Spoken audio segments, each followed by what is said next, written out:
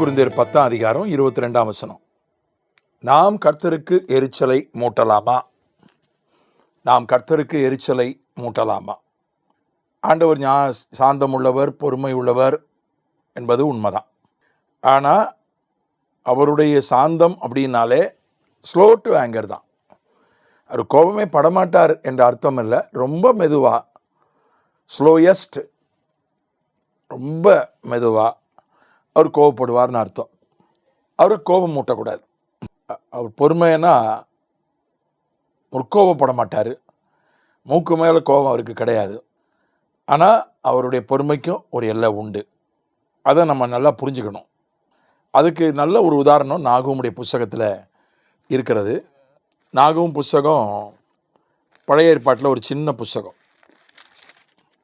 3 அதிகாரங்கள் தான் இருக்குது. மொத்தமே 47 வசனங்கள் தான் இருக்குது இந்த அதிகாரத்திலே, அந்த புஸ்தகத்திலே. இது நினிவேவை பற்றிய புஸ்தகம். நாகூம் எப்படி ஆரம்பிக்கிறது என்றால், நினிவேயின் பாரம்.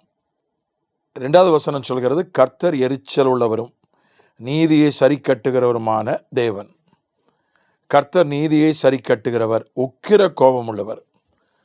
கர்த்தர் தம்முடைய சத்துருக்களுக்கு பிரதிபலன் அளிக்கிறவர். அவர் தம்முடைய பகைஞருக்காக கோபத்தை வைத்து வைக்கிறவர். முதல் வசனம் சொல்லுது நினிவேவின் பாரம், நாகூம் புஸ்தகம். 2வது வசனம் சொல்கிறது, கர்த்தர் எரிச்சல் உள்ளவர், உக்கிர கோபம் உள்ளவர், சத்துருக்களுக்கு பிரதிபலன் அளிக்கிறவர், பகைஞருக்காக கோபத்தை வைத்து வைக்கிறவர். 3வது வசனம் சொல்கிறது, கர்த்தர் நீடிய சாந்தமும் மிகுந்த வல்லமையும் உள்ளவர். நீடிய சாந்தம் உள்ளவர் தான். ஆனால் அந்த சாந்தத்துக்கு ஒரு எல்லை உண்டு. அதுக்கப்புறம் எரிச்சல், கோபம் எல்லாம் வரும். அதனால் அந்த எல்லையை தாண்டி போயிடக்கூடாது. நினிவே என்ன செஞ்சிட்டுனா, ஆண்டவரை கோபம் மூட்டி விட்டது. யோனாவினுடைய கதை ரொம்ப பிரபலம். தீர்க்கதரிசிகளிலேயே ரொம்ப பிரபலமானவன் யோனா. ஏன்னா அதனுடைய கதை ரொம்ப சுவாரஸ்யமான கதை. சின்ன பிள்ளைகளுக்கும் ரொம்ப, சாமுவேலுடைய கதையை விட, கர்த்தாவே சொல்லும் அடியான்னு கேட்கிறேனை விட, மீன் வயிற்றுக்குள்ளே போனது ரொம்ப சுவாரஸ்யமாக சின்ன பிள்ளைகளுக்கும் ரொம்ப பிடிச்ச ஒரு அம்சம். மனசில் ரொம்ப சீக்கிரமாக பதிந்த ஒரு அம்சம். அவனை ஆண்டவர் நினிவேக்கு போக சொன்னார். அவன் போக மறுத்தான். அவனை மீன் வயிற்றுக்குள்ளே வைத்து ஆண்டவர் அவனை டீல் பண்ணி அப்புறம் அவன் ஒப்பு கொடுத்தான்.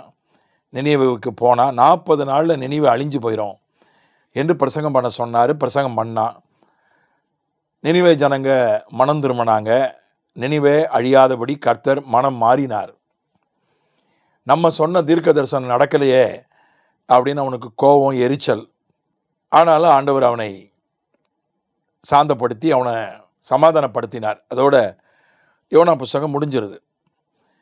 40 நாளிலே நினிவே அழிக்கப்படும் என்று யோனாவை கொண்டு சொன்னவர், நினிவேக்காரர்கள் மனம் திரும்பின போது கர்த்தர் அழிக்காமல் விட்டுவிட்டார், இரக்கம் காட்டிவிட்டார்.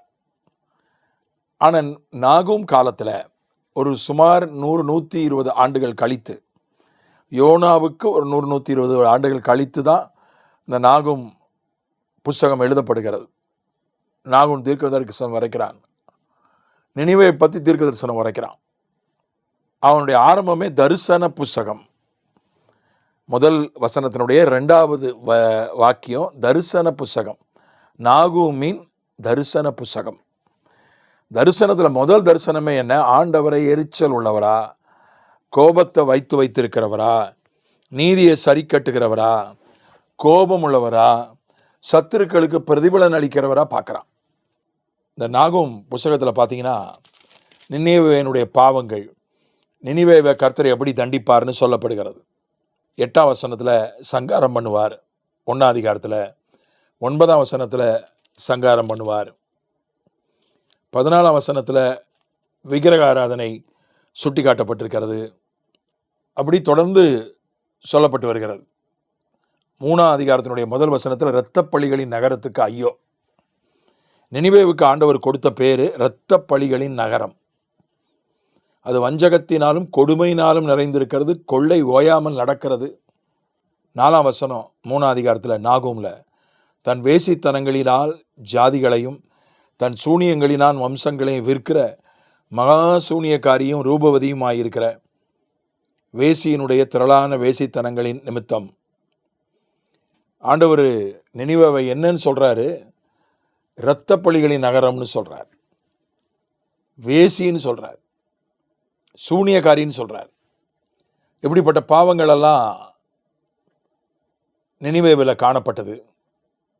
ஆனால் கடைசியில் இந்த புஸ்தகம் முடியுது, உன் நொறுங்குதலுக்கு பரிகாரம் இல்லை, உன் காயம் கொடியது, உன் நொறுங்குதலுக்கு பரிகாரம் இல்லை என்கிற குறிப்போடு இந்த புஸ்தகம் முடியுது. சரித்திரம் சொல்கிறது, நினிவே அழிக்கப்பட்டது. மிகப்பெரிய நகரம், 3 நாள் பிரயாணம் பண்ணுற அளவுக்கு மிகப்பெரிய நகரம் நினிவே நகரம். நினிவே நகரம் அழிக்கப்பட்டது. அதனால் பாருங்கள், 100-120 வருஷம் அவகாசம் கொடுத்து தான் மனம் திரும்பலை என்று சொன்னபோது தான் கர்த்தர் தண்டிக்கிறார். அதனால் அவரை நம்ம எரிச்சல் மூட்டக்கூடாது. அவர் பொறுமை உள்ளவர் தான், சாந்தம் உள்ளவர் தான், அன்புள்ளவர் தான், மன்னிக்கிறவர் தான். அவரை நம்ம எரிச்சல் மூட்டக்கூடாது. தகப்பன் தான். தகப்பன் பிள்ளையை திட்டுறது இல்லையா? தகப்பன் பிள்ளையை அடிக்கிறது இல்லையா? நினிவேவை பொறுத்தவரை நினிவேக்கு அவர் தகப்பன் இல்லை. ஏன்னா நினிவே ஆண்டவரை ஆராதிக்கலை, ஆண்டவரை வணங்கலை, விக்கிரகங்களை வணங்கினார்கள். அவர் நியாயாதிபதியாகத்தான் அங்கே கோபத்தை காட்டினார். தகப்பன் கூட கோபப்படுறது இல்லையா பிள்ளைகள் மேலே? அதனால் நம்ம அட்வான்டேஜ் எடுக்கக்கூடாது. கிருபை உண்மைதான், ஹைப்பர் கிரேஸ்ன்னு இப்போ சொல்கிறாங்க. நீ பாவம் செஞ்சால் கூட கிருபை உன்னை காப்பாற்றுன்னு சொல்கிறாங்க. அதில் ஓரளவு உண்மை இருக்குது. ஆனால் அவருடைய கிருபைக்கும் எல்லை உண்டு. அவருடைய கிருபைக்கும் எல்லை உண்டு. அந்த கிருபையை நம்ம இழந்துட்டோம்னா ஆண்டவருடைய கோபம்தான் அடுத்தது இருக்குது. கிருபையை நம்ம காத்து கொண்டு வாழ்ந்தோம் என்றால் அவருடைய கோபத்தை சந்திக்க மாட்டோம். கிருபையை இழந்துட்டோம்னா அவருடைய கோபத்தை தான் சந்திக்க வேண்டியிருக்கும். அதனால் ஆண்டவரை நம்ம எரிச்சல் மூட்டாது இருப்போமாக. இந்த நாகம் புஸ்தகத்தை உங்களுக்கு வாய்ப்பு கிடைக்குமானால், நீங்கள் விரும்பினால், நேரம் கிடைக்குமானால் ஒரு முறை வாசித்து பாருங்கள். கர்த்தர் நடத்துவாரானால் பிற்காலத்தில் ஒரு நாகம் புஸ்தகத்தை நான் இன்னும் விரிவாக ஆழமாக நான் எடுக்கிறேன். இப்போ நாகும் புஸ்தகத்தையே ஒரு உதாரணமாக, நினிவே பட்டணத்தையே ஒரு உதாரணமாக உங்கள் முன்னால் வைக்கிறேன். நினிவே கர்த்தருக்கு எரிச்சல் மூட்டியது, நினிவே அழிக்கப்பட்டது.